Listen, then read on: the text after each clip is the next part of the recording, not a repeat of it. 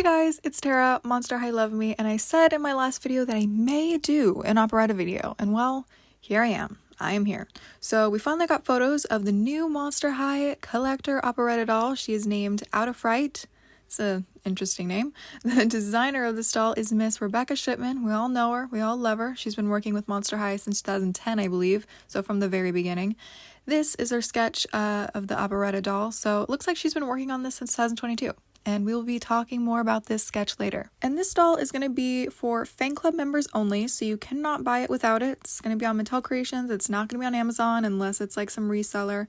So I'm going to read the description of this doll and then I'm going to share my opinion. This singing phantom takes the stage in a 1950s inspired spider web dress and vinyl record overskirt. She comes with her rockabilly pet spider Memphis Longlegs and a guitar handbag to complete her retro look. Okay, I'm going to be 1000% honest with you. When I first saw these photos, I thought that she was AI generated. Like, you know those AI Instagram accounts that show like doll concepts? Well, does this not look like an AI concept to anybody else? Like, am I wrong? And I'm not the only one saying this. I've been seeing comments of people saying that. Like, specifically her face. In G2, Operetta never got a doll, but I feel like if she did, her face would kind of look like this. I posted these photos on Instagram, and here are what people are saying. Something about this doll ain't right. I don't know what it is, but this ain't Operetta. What the fuck happened to her face? It doesn't even look like her somehow. Someone tell me what it is. And that is literally how I'm feeling. Like, I can't pinpoint a certain thing, it's just off. Like, I can't explain it. Let's get into some details though. I saw some people complaining about the green eyeshadow. It does stand out a lot because nothing else in this outfit has green on it. I feel like if it did, it would be more cohesive and it would tie together more. In the original sketch, her green eyeshadow is a lighter shade. That probably would have worked better. I actually like this sketch a lot. It's just when it translates to the actual doll, there are some issues, but let me state this right off the bat. I don't think she's ugly. There are some things I'm not quite fond of, and I'll explain what those are. But when Fan Club 𝙬𝙗𝙗 photos dropped, we were all in shock. We were like in awe about how pretty 𝙬𝙗𝙗 was. When Operetta photos dropped, like, I didn't get that same excitement, and which is shocking. Like, I love Operetta. I love the whole 1950s aesthetic. I do. So when seeing these photos, I was like, huh, okay. Was it disappointment? Maybe.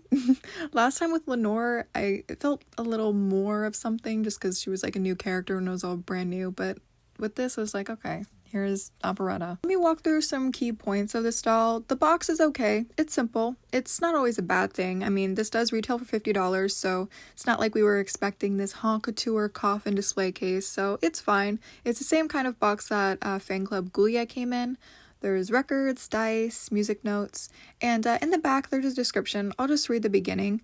With a voice that can drive the ghouls downright batty, Operetta usually records her songs to keep down the fuss, but with a new guitar lick? Is this lick or is it pick? I feel like pick would make more sense. I don't know what a guitar lick is, but then again, I don't play any music. So, a new guitar lick, I guess, and an outfit that's roll over and die for. There's no keeping this phantom in the shadows. Okay, let me tell you something that I despise. I hate the random emoji pattern. Holiday Cleo had it and I thought it was horrible. This time it isn't as bad, but it's still there. It's just record emojis all over. It gives me the same vibe as G3 Abby wearing a snowflake t-shirt. It's like, okay, it's basic, but whatever. The actual dress has a spiderweb print with skelettes mixed in, and that looks like a belt with dice on it.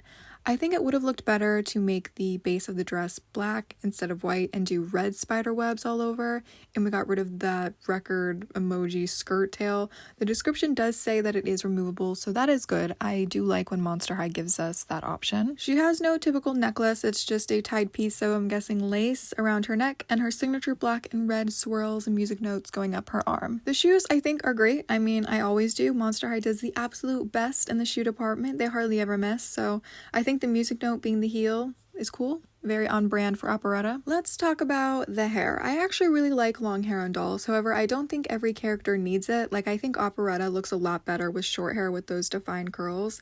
I know they like to do long hair because it sells better and because kids like to play with it. However, this is a collector doll, so it's not meant for children anyway.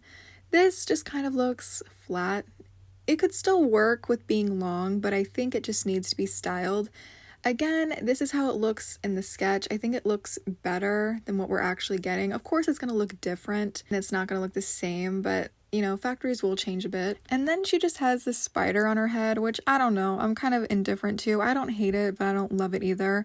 I think it probably should have been smaller like how it was originally sketched so you can actually see the curve of her hair, but that's just like nitpicking at this point. Her guitar bag, I actually really like. I like it. It's coffin-shaped guitar. I mean, what more could you want? I know Monster High fans have a reputation for ripping everything apart, and some of the time it's definitely not valid criticism, but I feel like I'm being fair here. I mean, tell me if I'm wrong, but this is kind of underwhelming, right?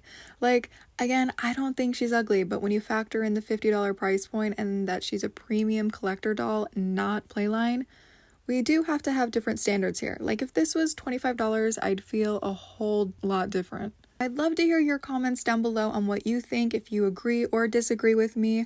Also, will you be buying her? Again, she will be releasing on Mattel Creations April 12th at 9 AM Pacific Standard Time. And thank you guys so much for watching this video. All my social media is linked down below if you want to hang out with me in between uploads. If not, I will see you guys in my next video.